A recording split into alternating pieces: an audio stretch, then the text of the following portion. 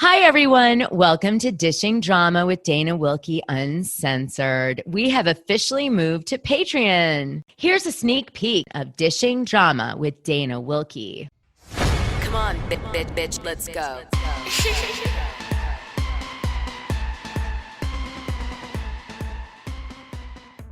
Oh my gosh, you guys. Can you believe what the U.S. Defense Department released?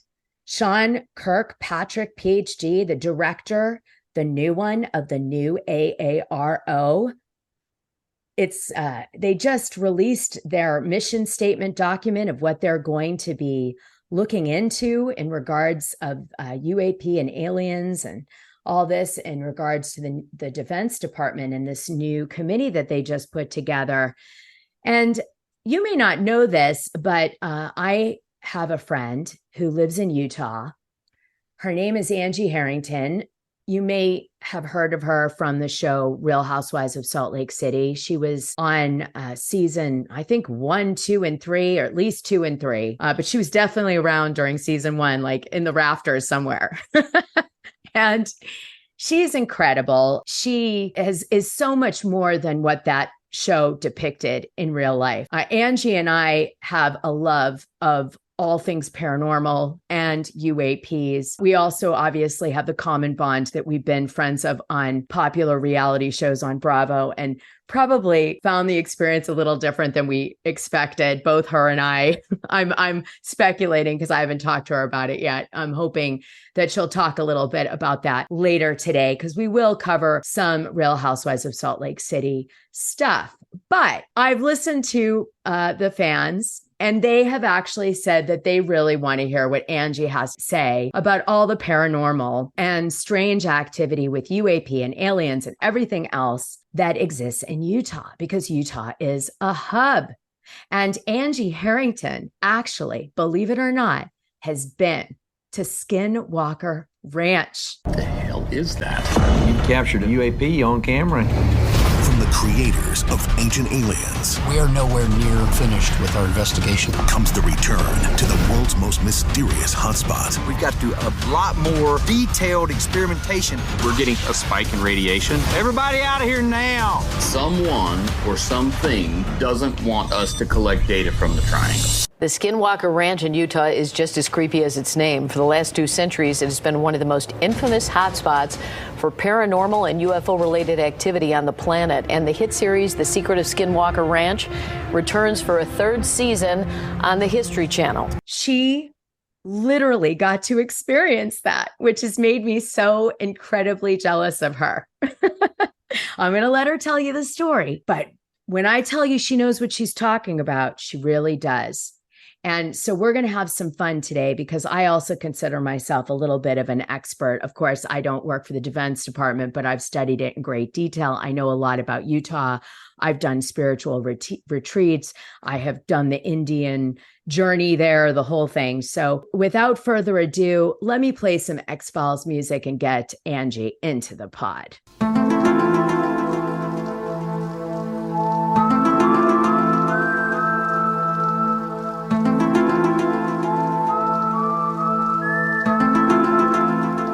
Dana freaking Wilkie, how are you, my dear? I am so good. I miss you.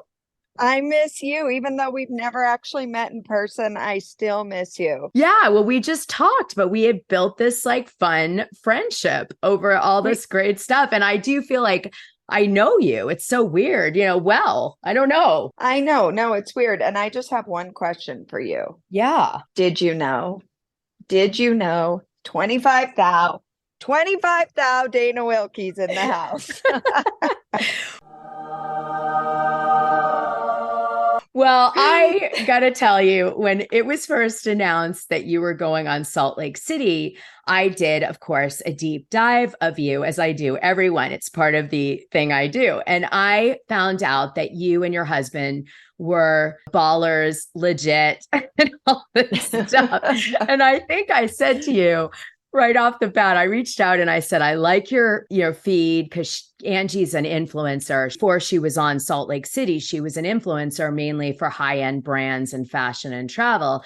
And so I was like, I really enjoy your feed because obviously I'm, 25,000. So of course, and I said to her, listen, I want you to know that I really want to get to know you better because I looked into you and you're a safe person for me to connect with because I know that you're like on the up and up because with Salt Lake City, you never know. And the worst thing that could ever happen to me is like, I become friends with somebody I end up caring about on the show and they end up being like Jen Shaw, and I'm like, oh boy, that's a regret. So totally. No, well, and there's a reason it's called Scam Lake City. For some, and so I think that, I felt great that you did the deep dive and appreciate that you realized we were legit. And I would never go on that show if we weren't legit.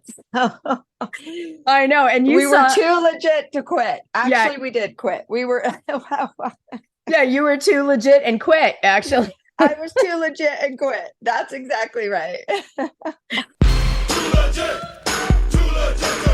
Well, to be honest, you are one of the only women on the show that has that level of wealth that we all love to watch. And so I really enjoyed what you brought to the show just for what it's worth, just to start off saying that. Thank you. That's nice of you. Honestly, I did not grow up wealthy. I grew up very middle class.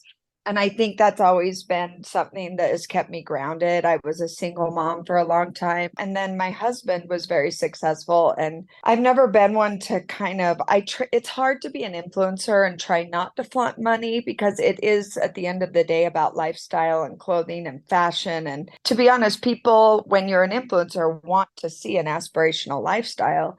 But it's a really fine line to not be loud about it. And, I still struggle with that line. But at the end of the day, I've realized on housewives specifically, the ones that speak the loudest are typically the ones that don't have it, And so I think the audience is smart enough too to put that together. And as it turns out, it's the ones that are talking about money constantly and trying to convince you how rich they are that are the ones that end up being involved in something fraudulent. So fans are smart. They pay attention to that stuff. And I really didn't want to lead with money. I think lifestyle speaks for itself. And I told the producers that, because when you interview, there are a lot of questions like, how much do you spend on clothing? What does your wedding ring cost? And that's just what I told him from the get-go. I just said, look, I don't like to talk about money. Lifestyle can speak for itself. And what I do know is I throw good parties and I love fashion. And you'll be able to see if my lifestyle meets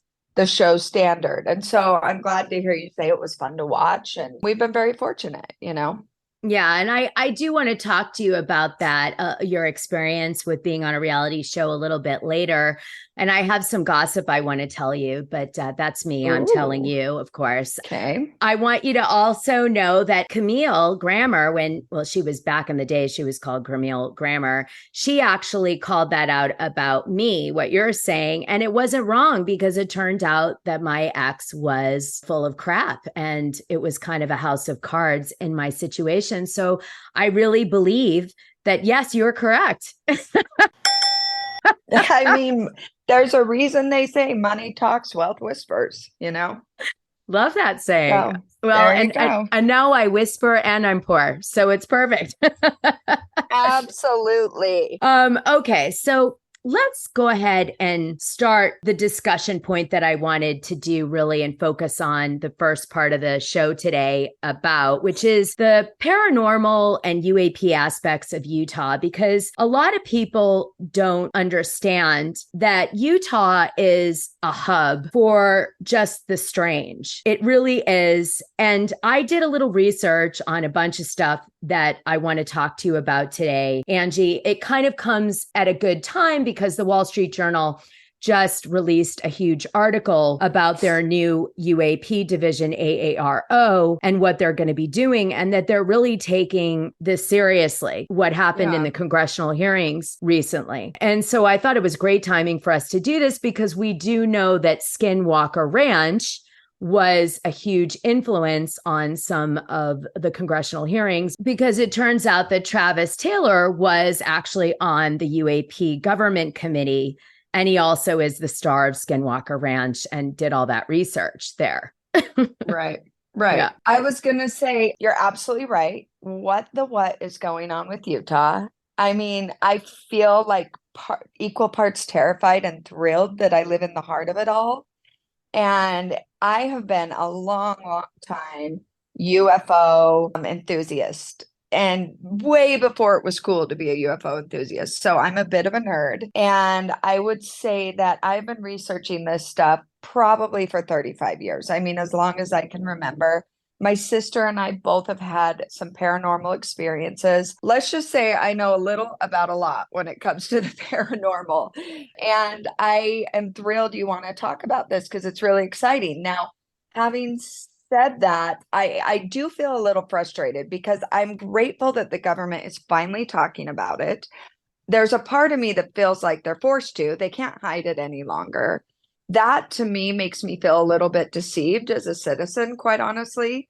And maybe I'm just frustrated because I've known about this stuff for so long, and I kind of eye roll, for lack of a better term, at the whole notion of they're disclosing everything now. And I'm like, well, they could have disclosed everything a long time ago and not ruined whistleblowers' reputations and not made whistleblowers look like they were crazy, like moment of silence for people like Travis Walton and Bob Lazar, because those people really were pioneers willing to speak out about what they witnessed, only to be ostracized from community and say, being talked about as crazy people. Now, whether that's our government's fault or not, I'm not necessarily making a judgment there, but had they been more forthcoming sooner, a lot of people would have avoided a lot of traumatic experiences. Yeah. And they did that to John Lear too. Exactly. And he passed away. So he never got to see this beautiful moment that we're now. That's funny. I was just listening to a podcast about John Lear this morning. Well, nerd alert. Well, I'm mad into UAPs and ghosts. So I do ghost, I'll have to take you sometime when I come to Utah and we'll do ghost hunting too. Oh my gosh, there's so many good places here.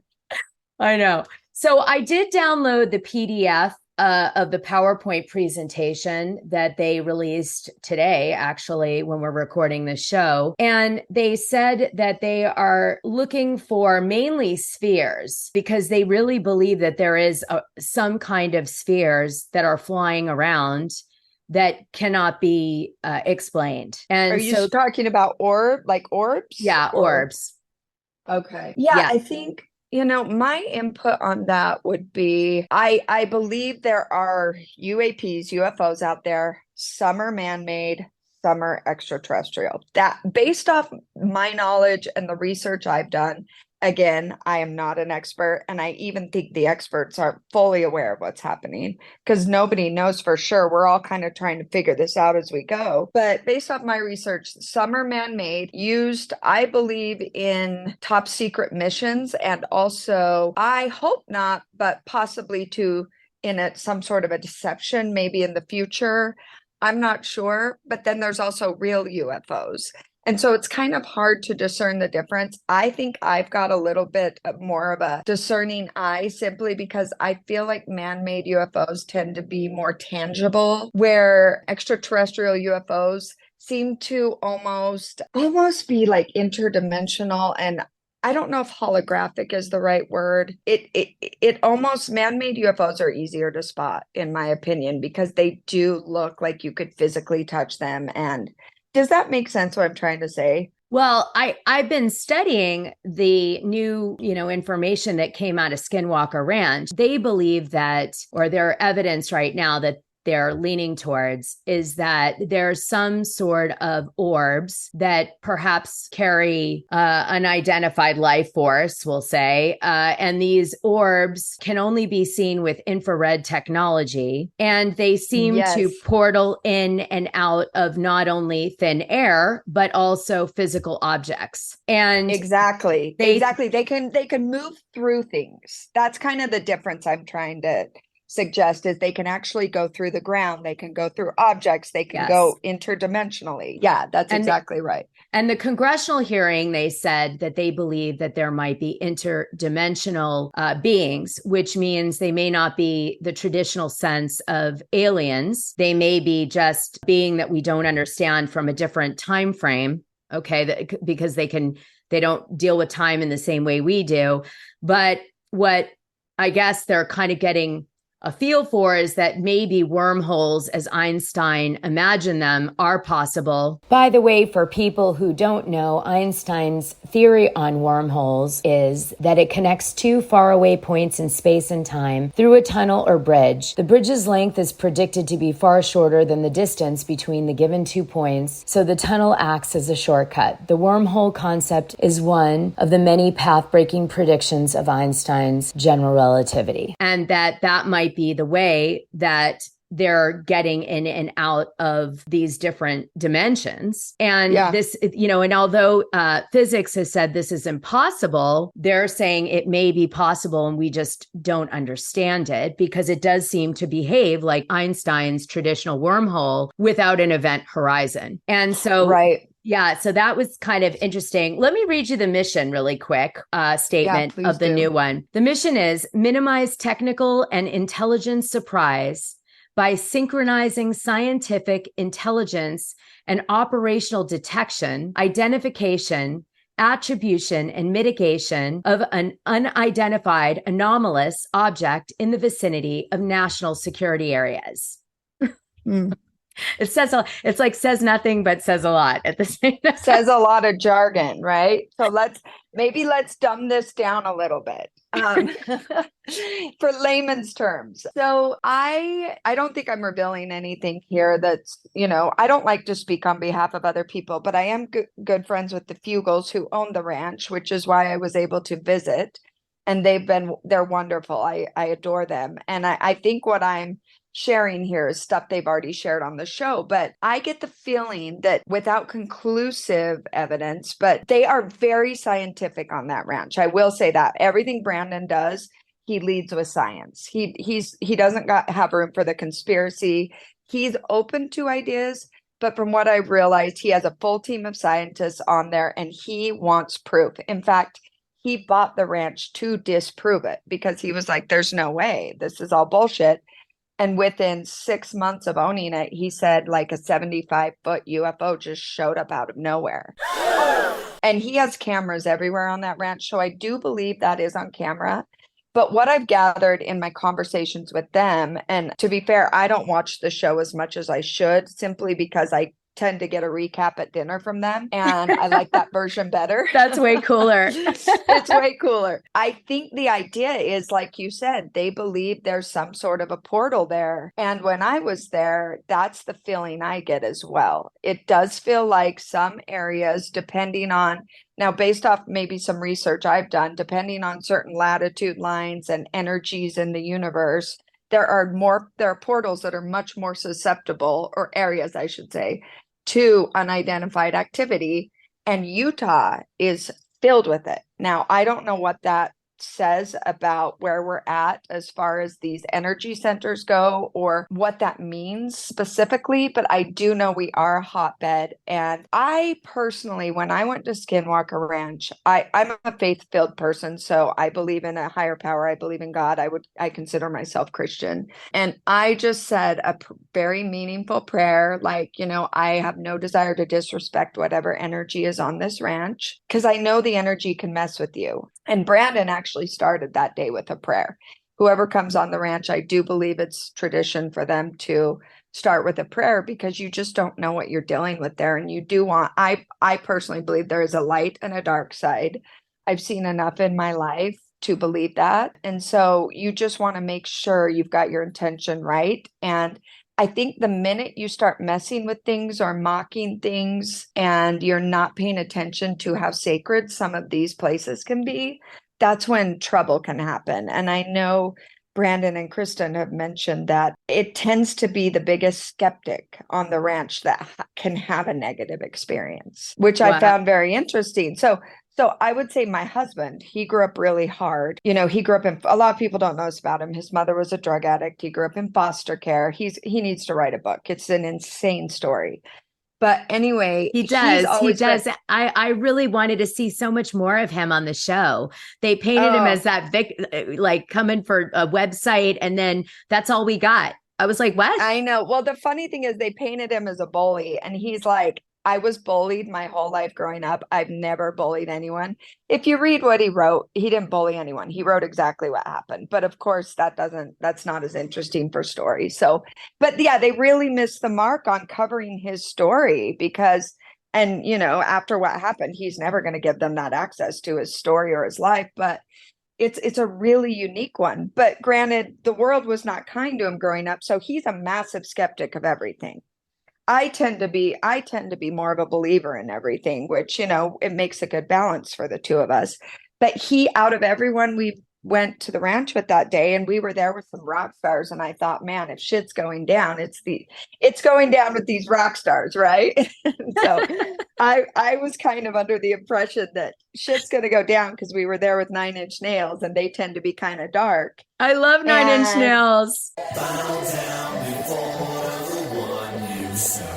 you're going to get what you deserve. I know. And they have such a cult following, and I knew they were like amazing. I just like had no idea. Like that wasn't my genre of music, but I had no idea like how obsessed people are with them. Oh yeah. But we went like the top alternative rock, angry, like in the 2000s, 90s, 2000s. Well, and you always heard these like stories of satanic practices at the concert. So I was like, oh man, we're going with them. Shit is going down. Yeah, because you guys, I just want to say one background here. The Indians that were living on the land in that canyon where Skinwalker Ranch is, and on Skinwalker Ranch, but also around it, they believed that there was a demonic force that traveled in that desert that was a skinwalker, and it could shapeshift. So it could become animals. Yeah, there were two tribes that were arguing at the time, and there was a curse put on the land by one of the tribes. And that's kind of where it all started. Correct. And the Skinwalker actually was in tribes even outside of Utah. It was a belief, but some people believe that maybe Skinwalkers aren't demons, they're interdimensional creatures that maybe they saw that know how to change their form. So I want to throw that in because a lot of the places that skinwalkers were allegedly sighted by Indians that believed in them were in areas where they also did hieroglyphics that seemed to depict portal entrances, like black hole looking spirals and the like, showing that things are coming in and out of this physical space that we exist in. And so possibly that is what the Skinwalker may really be. And I have a lot of thoughts on that. But that's like kind of the main idea there for sure. But anyway, to wrap this up, we visited the ranch, and the only person who had a paranormal experience that we know of was Chris, my husband. And it's because he's a skeptic. That would be my guess, you know. I did get something interesting on film I'll have to share soon, but other than that, Chris was the only one who had like a strong paranormal experience. I found that fascinating. For the full scoop, join the Dishing Drama Dana Patreon. The link is in this audio description. It's only $6 a month, and you'll get the best information and tea about the things you care about, and even the things you don't know you care about. What are you waiting for?